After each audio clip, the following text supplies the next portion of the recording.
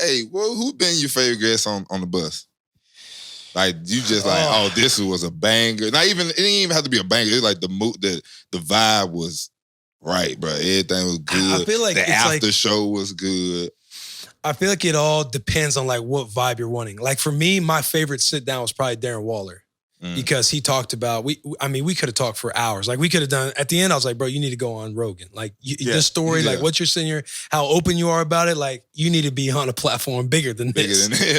And we could have talked for hours, but him talking about like his drug addiction, being ODing in a parking lot, getting suspended for a full year in the NFL. He OD'd in a parking lot. It was a Sprouts parking lot. And then he basically worked at Sprouts for $11.50 an hour while he was doing rehab and basically to make his way back into the NFL, got on the Ravens. He was on their practice squad.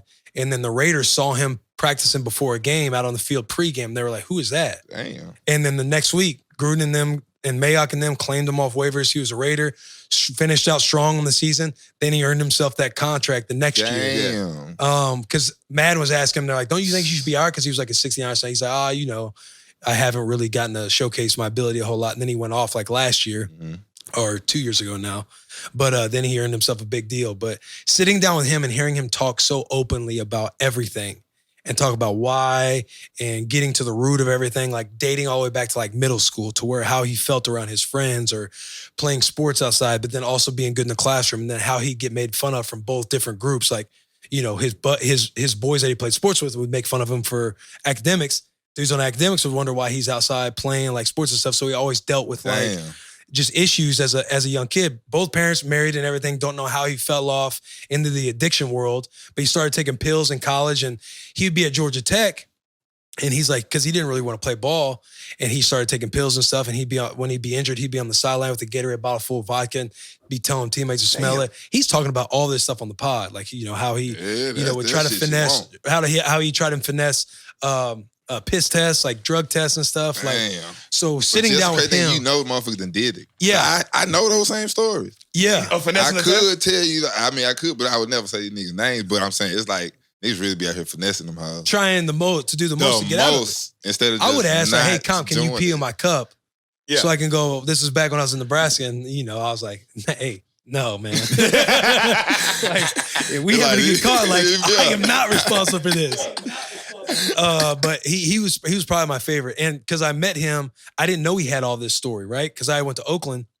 And we were both living in the extended stay that was right next to the facility. Yeah, I was like, he was still in the extended stay. He was still in the extended stay. And I know what. And I've been in that extended stay. Yeah. So you know it in Alameda. Shout out Alameda. Shout out Alameda. And I would see him, and I'm like, he was just a dude catching touchdown passes. Like I didn't know who he was. I was just like, man, why is he still in the extended stay? And we was at a Thanksgiving over at Derek Carr's, and we started talking. I was like, yeah, I'll have a drink. Shout out DC. Yeah, shout out DC. I was like, yeah, I'll have a drink. And I was like, Daren, you want a glass of whiskey or something? He said, oh, no, I'm good. And I remember like saying something like, you know, not like making fun, but poking at him. Like, bro, have a glass of whiskey. Like, who cares? Who cares? And we got a game, like, you know, relax. Ball. He's like, oh, no, I'm good. You know, I had an addiction. I was like, oh, my bad, man. I had no. He's like, oh, Comp, you're good, bro. He's like, hey, I'm comfortable talking about it. Exactly. Like, you know, I was this and that. He's like, but I try not to do that, blah, blah, blah. Because when we get back on away games, we go into the tubs to just recover and stuff after the game because we was, you know, it's literally walking distance. Like I got nothing else to do. We just be sitting there getting to know each other, and I would be asking him why he's saying the extended stay. And he was basically like saying like, so he didn't have any opportunities or thoughts to want to go out and get out or be in a nightlife or nothing. He wanted to kind of close himself off from that as he was continuing to rehab and rehabilitate. And stay away from all that stuff. So, that's live. And him talking on the pod about it, that was probably my favorite. Yeah. For sure. Darren, anytime you want to come to the room, bro, come fuck with us. Yeah.